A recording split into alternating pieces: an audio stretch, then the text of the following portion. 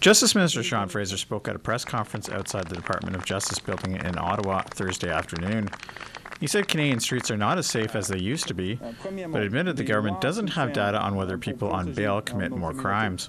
When it comes to the management of bail and the data collection of the bail system, there's obviously a role for provinces to play as well.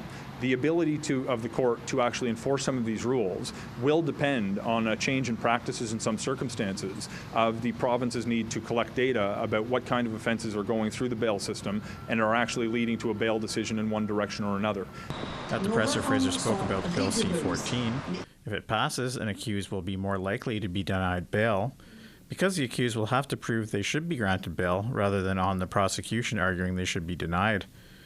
Jonathan Rudin is the Special Projects Director of Toronto-based Aboriginal Legal Services. He said it is already incredibly difficult to get bail in our system, and the proposed changes will only negatively affect Indigenous people. So this notion that we have this crisis, so many people are getting released from custody, from bail, and going out and committing crimes, that's just not happening.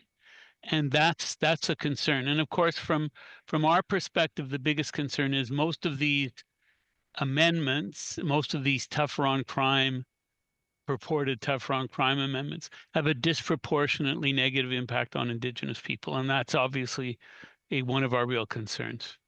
When asked if the legislation would only increase the number of Indigenous people behind bars, Fraser said the government is working with Indigenous organizations to ensure this does not happen.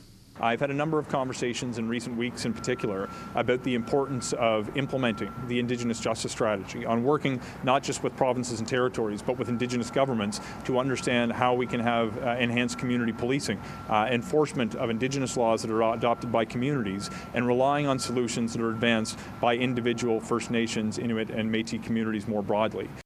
In separate press releases, the Canadian Police Association applauded the proposed changes, while the Canadian Civil Liberties Association panned them. Fraser Needham, APTN National News, Ottawa.